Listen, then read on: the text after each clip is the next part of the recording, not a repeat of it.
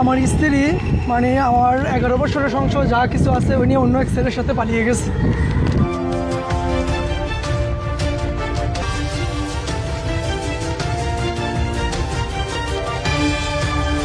আমি এখানে শুধু আমার 1 বছরের ডকুমেন্ট আমি সংগ্রহ করছি প্রায় 20 থেকে 25 লক্ষ টাকার।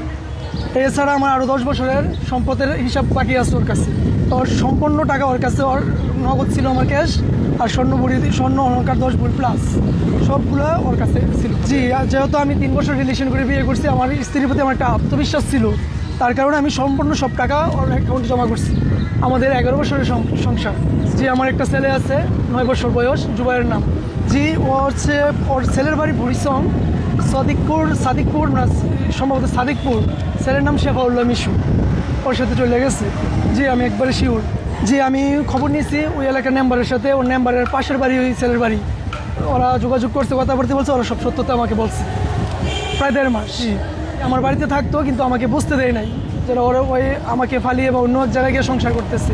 আমার কথা হচ্ছে, সে যদি আমার সাথে রিলেশন করে 3 বছর বিয়ে করছে, যদি আমাকে ভালো না লাগে বা আমার কোনো আচরণ ব্যবহার খারাপ লাগে, সে আমাকে বলে যাক, সমস্যা নাই আমার কিন্তু ও চলে যাইবো, কিন্তু আমার 11 বছরের ইনকাম সাথে নিয়ে যাইবো, এটা তো মেনে নেওয়া যায় না।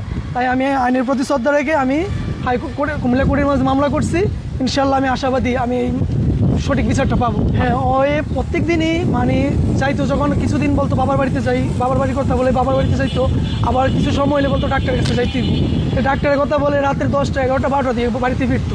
ওর আচরণ একটু ভিন্ন হয়ে গেছে, যে দীর্ঘ 2.5 মাস ধরে আমার সাথে, এর আগে যে সম্পর্কটা ছিল ওরকম ছিল না, কিন্তু আমার সাথে খুব ভালো আচরণ।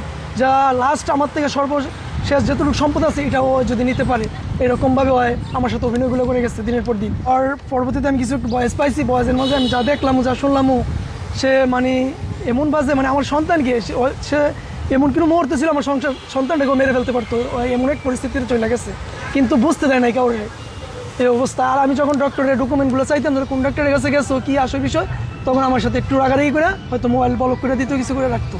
উনি বলছে আমাকে ডিভোর্স দিয়েছে, কিন্তু আমি আজ পর্যন্ত ডিভোর্স লেটার হাতে পাই। উনি এখন ওই ছেলের সাথে আছে, অন্য কোথাও ওর ছেলের সাথে আছে, যেখানে আছে গোপনীয়ভাবে আছে। ওই ছেলে সম্ভবত প্রবাসে থাকে, মানে সম্ভবত।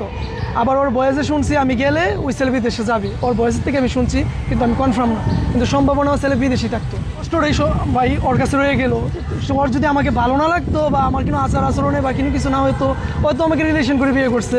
আমরাও 3 বছর রিলেশন করছি, রিলেশন করার পরে বিয়ে করছি। তো এখানে তো অন্য কোনো প্রশ্ন আসে না। তারপরেও যদি আমাকে ভালো না লাগে, পরবর্তীতে চলে যেতে পারে, কিন্তু আমার সাথে তো কথাবার্তা বলে বা আমাকে সময় দেওয়ার দরকার ছিল যে আমি তোমার সংসার করবো না, আমার ভালো লাগে না, আমার এইগুলো কিছু সমস্যা আছে, কিন্তু সে আমাকে কিছুই বলে যায় না। মেসেজ আছে আমার মতন যেন কেউ অন্ধবিশ্বাস না করে, তার স্ত্রীর অ্যাকাউন্টে কোনো টাকা পয়সা না পাঠায়। যতটুকু স্ত্রীকে দেবে ওটা ওর অধিকার, যতটুকু প্রয়োজন ততটুকু দেবে, কিন্তু আমার মতন বোকামি করে যেন সারা জীবনের ইনকাম না দিয়ে দেয়। যেমন আমি রিলেশন করে বিয়ে করছি, অন্য ভাই একজন রিলেশন করে বিয়ে করছে, হয়তো ওর ধারণা ওর স্ত্রীকে বিশ্বাস করে সব কিছু দিবে, ভালো করবে, কিন্তু দিন শেষে দেখা যাচ্ছে আমার মতন হয়ে পথে পথে ফিরতে হবে। এখন আমি নিঃস্ব, আমার কিছু করার নেই। আমি অত্যন্ত তাকে ভালোবাসি, এখনও বাসি, কিন্তু তার প্রতি আমার একটা ঘৃণা এই মুহূর্তে আমার এমন যে আমাকে দিনের পর দিন এইভাবে ঠকাইছে। আমি দিন শেষে এখন তো ওকে হারিয়ে ফেলছি, আমার তো আর কিছু করার নাই, কিন্তু আমি চাইবো যে মানুষের বিশ্বাস নিয়ে এত একটা খেলা করছে, আমি তার সর্বোচ্চ বিচারটা চাবো, দাবি করব।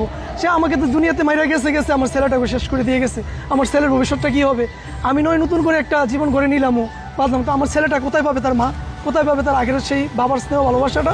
না ভাই, ওই সুযোগটা হারিয়ে ফেলছে। কারণ আমি ওর কাছে যখন ওর বাড়িতে গেছি, আমি বারকে আমি একজন স্বামী হয়ে তার কাছে এতটুকু রিকোয়েস্ট করছি, সমাজসেবকে যারা আছে, রাজনীতিবিদ সবাই আছে, তাদের সবাইকে নিয়ে গেছি, কিন্তু সে আমাকে মূল্যায়নই করে না। সে মানে এক কথা বলে আমার সাথে সংসার করবে না, অলরেডি আমাকে ডিভোর্স দিয়ে দিচ্ছে। অন্য ব্যক্তিদেরকে নিয়ে গেছি, সে বলে না আমার কাছে কিন্তু টাকা পয়সা নাই, কিন্তু ডকুমেন্ট আছে কি না সে এটা আমাকে জানতে চাইতেছে, কিন্তু সম্পূর্ণ টাকা পয়সা ডকুমেন্ট আলহামদুলিল্লাহ আমার কাছে 1 বছরের আছে। আমি 1 বছর ডকুমেন্ট দিয়ে মামলা করছি। কোন সন্তান আমার কাছে আছে, আমার বাড়িতে আমার বাবা মার সাথে আছে। বলবে ওরা তো ওদের কাছে যেহেতু টাকা পয়সা, অর্থ সব কিছু ওদের আন্ডারে আছে, ওরা মনে করতেছে এগুলো তো আর আমাকে দেবে না, ওরা ভবিষ্যৎ নতুন করে ঘরে নেবে এই জিনিসটি নিয়ে, তো ওরা এগুলো দিতে চাইতেছে না। মনে করছে বর্তমান যুগে তো টাকা দিলে সব কিছু হয়ে যায়, ওরা চাইতেছে টাকার জোরে সব কিছু সলভ করে ফেলবে। আর অলরেডি আমাকে 20 থেকে 25টা নাম্বারে হুমকি দেওয়া হয়ে গেছে, বিভিন্ন নাম্বারে, যাদের আইনের আমি এবং আমার স্ত্রী, এখানে আমার কাছে রেকর্ডিং আছে আমার স্ত্রীর যে বাজে ব্যবহারগুলো বা বিভিন্ন লোকের মাধ্যমে আমাকে এগুলো করাইতেছে, যাতে আমি এমন কিছু পরিকল্পনা করে গেছি, যদি আইনের আশ্রয় নেও বা কিছু করো, তোমার ছেলে মারমো, আমি এমন ব্যবস্থা করে গেছি।